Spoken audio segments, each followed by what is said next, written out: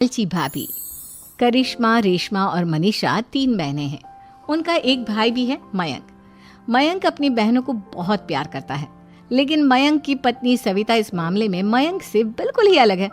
वो अपनी ननदों का जितना बुरा कर सकती है उतना बुरा करती ही रहती है और अपनी ननदों पर हुक्म भी चलाती है।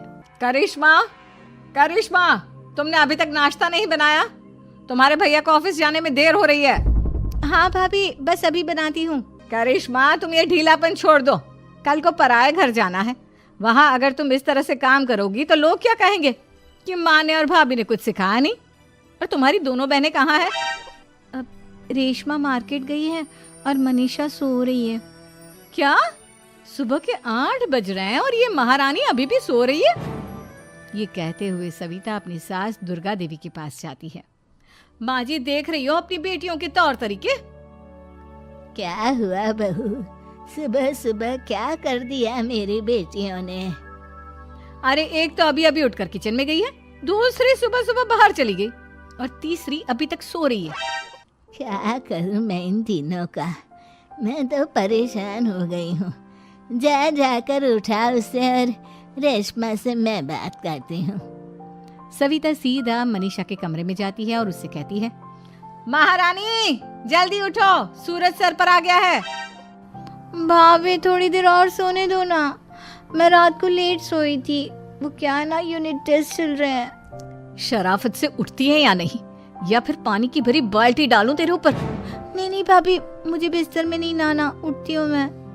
मनीषा जल्दी से उठकर बाथरूम में चली जाती है। सभी आराम से बैठकर नाश्ता कर रहे होते कि तभी रेशमा बाजार से हाथ में सामान लिए आ जाती है। रेशमा को देखते ही सविता उस पर बरस पड़ती है। लो, आ गई महारानी। ऐसा भी क्या सामान लाना था जो सुबह आंख मलते ही बाजार की तरफ रवाना हो गई? भाभी, कल आप ही तो चीख रही थी कि घर का सारा सामान मुझे ही लाना पड़ता है, घर में किसी को भी किसी काम से कोई लेना देना नहीं है। अब मैं बाजार जाकर सामान ले आई तो आपको इस बात से भी तकलीफ हो रही है? देख रही हो माँ जी, अपनी बेटी की जुबान कैंची से भी तेज चलती है। और मयंक, आप तो कुछ कहेंगे नहीं अपनी लाडली बहन को? रेशमा, अपनी भाभी से ऐसे बात नहीं करते। चलो माफी मांगो। भैया, मैं क्यों माफी मांगू? आप भाभी से बोलिए ना कि हम पर कम हुक्म चलाया करे। हम इस घर की बेटियां हैं और आपकी पत्नी की ननद है, नौकरानी नहीं। लो, कर लो बात। इनकी भलाई के लिए कुछ भी बोलो तो इन्हें बुरा लग जाता है। इस घर में यही इज्जत है मेरी। देख लो माँ जी, आपकी बेटी किस लहजे में मुझसे बात कर रही है। सविता वहां से चली जाती है। मयंक को बहुत गुस्सा आता है, वो भी वहां से चला जाता है। फिर करिश्मा रेशमा को समझाती है, रेशमा, तुम्हें भाभी से माफी मांग लेनी चाहिए थी ना। लेकिन दीदी, मैंने कुछ किया ही नहीं, तो मैं माफी क्यों मांगू? हाँ करिश्मा दीदी, रेशमा दीदी जैसे ही घर में आई भाभी ही उन पर चिल्ला रही थी। हाँ, मैं मानती हूँ कि गलती भाभी की थी। मैं तो इसलिए बोल रही हूँ कि भाभी ने माँ को तो पूरी तरह अपने वश में कर लिया है। वो हमारी बात सुनती ही नहीं। मयंक भैया हमारे लिए हमेशा खड़े रहते हैं, इसलिए उनकी बात का मान तो तुम्हें रखना चाहिए था ना। कोई फायदा नहीं दीदी, कुछ दिनों की बात और है, भाभी उन्हें भी हमारे खिलाफ भड़का देंगी। फिर वो भी माँ की तरह हमारी किसी बात का विश्वास नहीं करेंगे। इसी तरह सविता अपनी तीनों ननदों को किसी न किसी बात पर परेशान करती रहती थी। एक दिन मयंक अपनी तीनों बहनों के लिए गिफ्ट लाया। करिश्मा, ये तुम्हारे लिए हार का सेट। रेशमा, तुम्हारे लिए सुंदर सी ड्रेस। और मनीषा, तुम्हें किताबें पसंद है ना, तुम्हारे लिए किताबें लाया हूँ। थैंक यू भैया। थैंक यू भैया। थैंक यू भैया। करिश्मा, तुम्हारा नेकलेस कितना सुंदर है। ये भैया कहाँ से ले आए होंगे? मैंने भैया को 3 दिन पहले फोन पर ये डिजाइन दिखाया था और आज भैया ये ले आए। सविता तो अपनी ननदों के गिफ्ट्स देखकर जल गई और करिश्मा का नेकलेस तो उसे भी बहुत पसंद आया था। अपनी बहनों के लिए कितना अच्छा नेकलेस लेकर आए हैं, मुझे कभी कोई गिफ्ट नहीं दिया। मैं आज ही ये हार चुरा लूंगी। रात में सविता करिश्मा का हार चुरा लेती है और इसी तरह उसे अपनी ननदों की जो भी चीज अच्छी लगती वो उसे मांगती नहीं, बल्कि रात के अंधेरे में चुरा लेती। इसी तरह दिन बीतते गए और सविता ने मयंक के दिल में भी उसकी बहनों के लिए नफरत पैदा कर दी। एक दिन मयंक ने करिश्मा और रेशमा के लिए रिश्ता देखा और ये बात उसने घर में सबको बताई। माँ, करिश्मा और रेशमा के लिए बहुत अच्छा रिश्ता आया है। वो लोग कल इन्हें देखने आ रहे हैं। आप और सविता मिलकर सारी तैयारी कर लेना। ये सुनकर करिश्मा और रेशमा खुश हो जाती हैं, लेकिन सविता सोचती है, अगर इन दोनों बहनों की शादी हो गई तो घर और बाहर का काम कौन करेगा? मनीषा तो एक नंबर की कामचोर है, उससे तो किसी बात की उम्मीद लगाना ही बेकार है। मुझे इस शादी को रोकना होगा। अगले दिन सभी लड़के वालों के स्वागत की तैयारी करने में लगे होते हैं। तभी मयंक अपनी बहनों से आकर कहता है, तैयार हो गई तुम दोनों? देखो दोनों लड़के बहुत अच्छे हैं, मैं कोई कसर नहीं छोड़ना चाहता, इसलिए तुम उनके सामने अच्छे से बिहेव करना और अपनी भाभी से लड़ने मत लग जाना। करिश्मा, तुम वो नेकलेस पहन लो ना जो मैं तुम्हारे लिए लाया था। भैया मैं बहुत देर से वो नेकलेस ढूंढ रही हूँ, लेकिन मुझे मिल ही नहीं रहा। क्या तुमने नेकलेस खो दिया? तुम्हें पता भी है वो कितना महंगा था? तुम कोई काम ढंग से नहीं कर सकती। मयंक गुस्से में वहां से चला जाता है। थोड़ी देर बाद लड़के वाले भी आ जाते हैं। वो दोनों बहनों को पसंद कर लेते हैं और रिश्ता पक्का हो जाता है। लेकिन सविता के दिमाग में तो कुछ और ही खिचड़ी पक रही थी। वो पंडित जी के पास करिश्मा की कुंडली लेकर जाती है और उन्हें पैसे देकर करिश्मा की कुंडली बदलवा देती है। जब लड़के वालों के पास करिश्मा की कुंडली जाती है तो वो दुर्गा को फोन करते हैं। बहन जी, हमने करिश्मा की कुंडली अपने पंडित जी को दिखाई थी।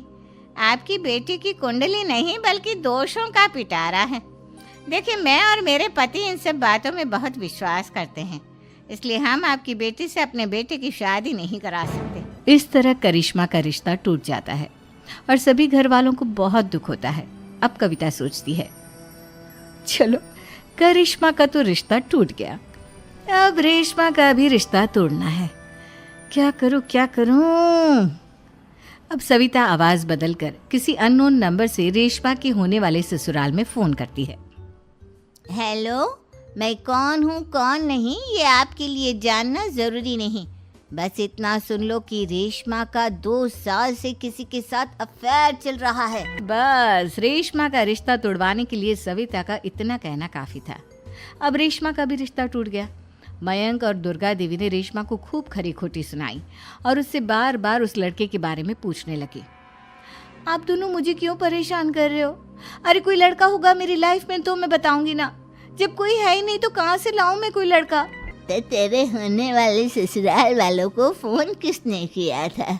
माँ, मैं नहीं जानती किसने फोन किया था, मैं सच कह रही हूँ। मैं तो पहले ही कह रही थी इसकी लगाम खींच कर रखो, लेकिन मेरी सुनता ही कौन है।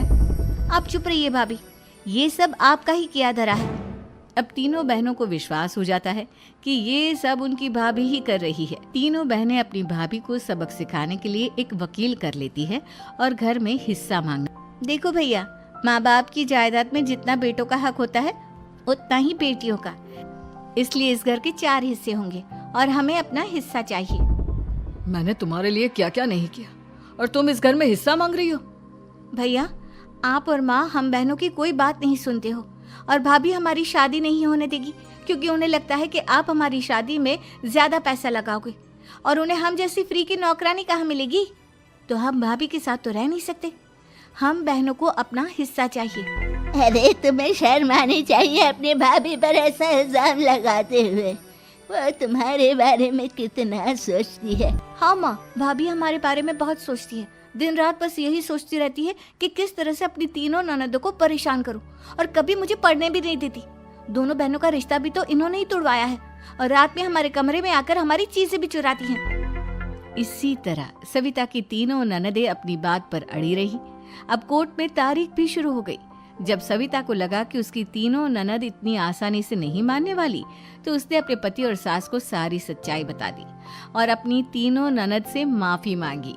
मयंक और दुर्गा को भी अपनी गलती का एहसास हो गया। अब सविता खुद करिश्मा और रेशमा के लिए अच्छा रिश्ता ढूंढती है और उनकी